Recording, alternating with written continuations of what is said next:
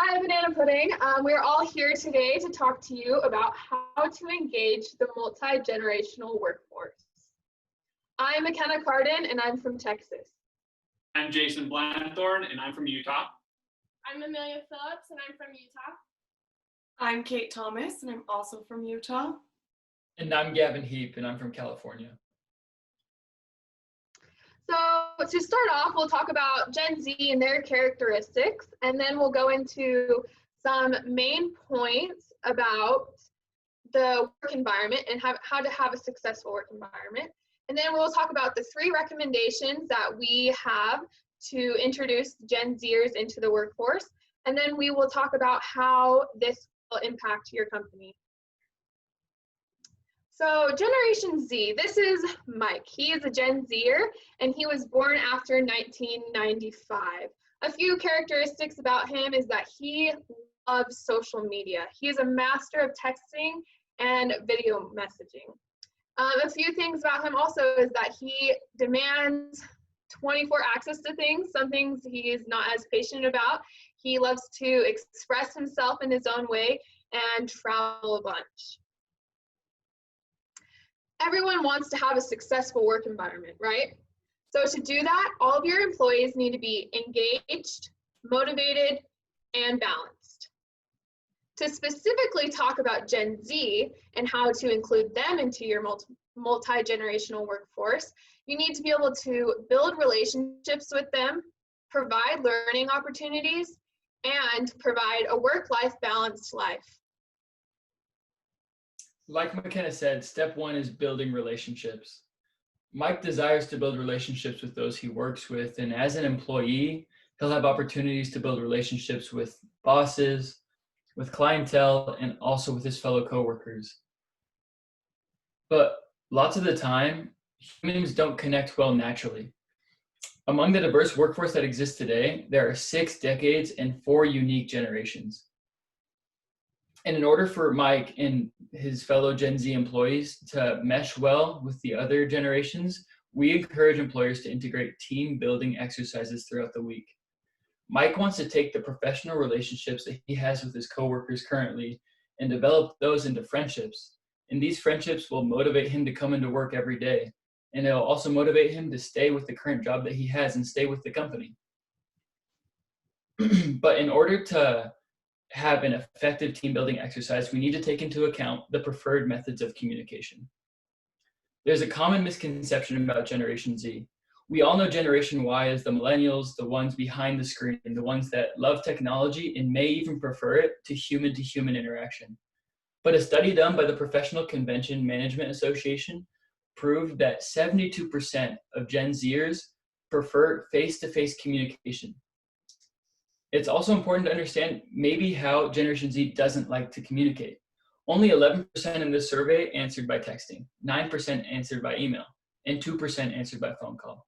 So as an employer, it's important for you to know that in order to reach out to this Gen Z workforce, you might need to go meet with them face to face. You might need to take them out to lunch. You might need to invite them to your office. You might need to go visit them at their workstation in order for them to feel wanted and cared for.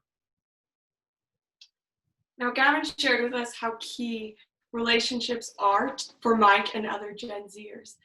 And one of the most important relationships for Mike to develop at work is his relationship with his boss. If he can develop a successful relationship with his boss, then he will be more confident at work and be able to provide his best work. And so we have 3 suggestions for what you can do as an employer to build a relationship with Mike and his fellow Gen Zers. First, connect with them on Facebook. Second, take time to meet and discuss with them. And third, let Mike's ideas be heard. So first, take a second to connect with Mike and his fellow Gen Zers on Facebook or other social media platforms. Gen Zers have grown up most of their lives having social media. They're used to being connected with everyone they know. And so why should it be different with their employer? They want to know a little bit about your personal life as well as share things about their own. This will help to build trust between the 2 of you. The second suggestion we have is take time to meet with Mike.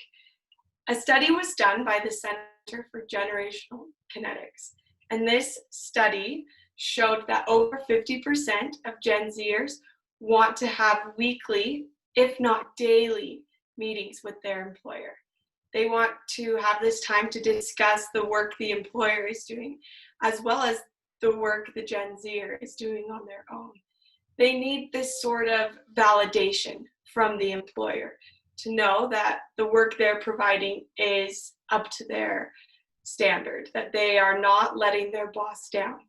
This validation will help them to be more successful, and it will help them to reach that approval that they're looking for. Our third suggestion we have for you is to then take those ideas that you discussed with Mike and let them be heard.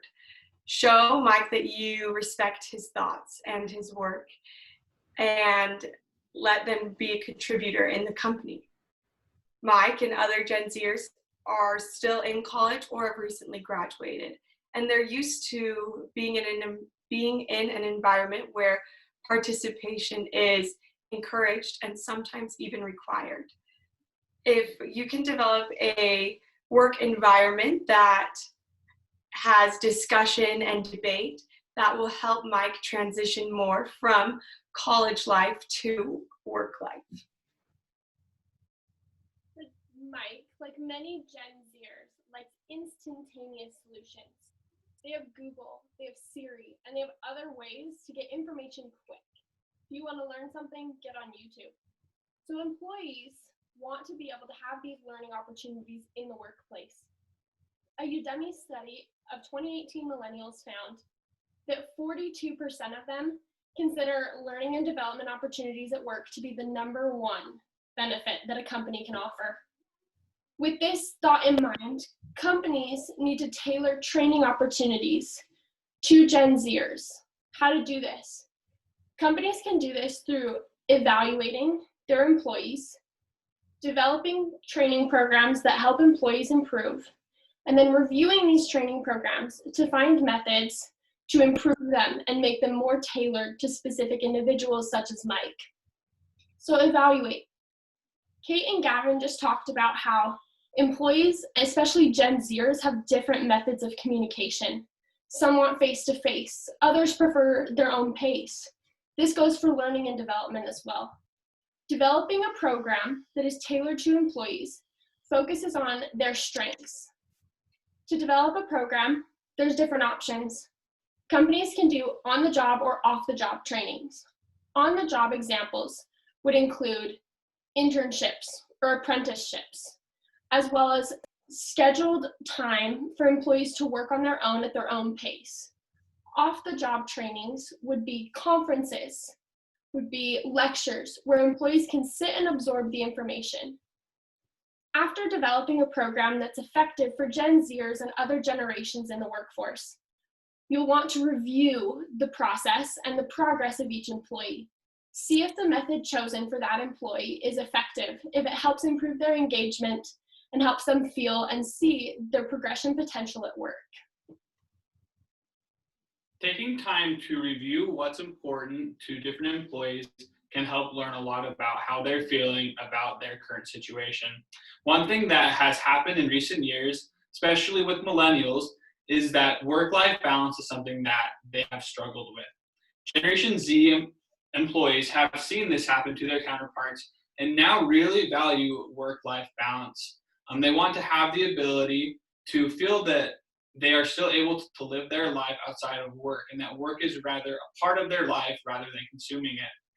A big way that this is possible to maintain this work-life balance is allowing flexible work arrangements for employees. Two ways that this can be done is by allowing employees to decide where to work and when to work. Allowing them to choose where they work can look several different ways. This could look like allowing an employee to work from home 1 day a week, or allowing flexibility to stay at home with a sick child if needed. Allowing them to decide when to work could look like allowing employees to come in early and leave early, or to go home early and then get back onto work later in the evening. This flexibility will help employees find fulfillment in their jobs and happiness in their life, both of which will provide good employees and a successful business and a successful company. Recently, we have gone through the COVID-19 pandemic. This has provided a really great learning opportunity how to use technology to allow this flexibility. Many company employees, if not all, have been forced to work from home. Learning to use several platforms such as Zoom, Microsoft Teams, or Slack can help this transition to allow a more flexible work environment for Generation Z employees and all employees moving forward. Just as my team members have mentioned, our 3 recommendations for integrating the Gen Z generation is to build relationships with them, provide learning opportunities, and provide a work-balanced, flexible life. This will then result in having engaged, balanced, and motivated workers and employees. And this will make your company's happiness and your employees increase. Thank you. Probably just went, wait, is that the right way?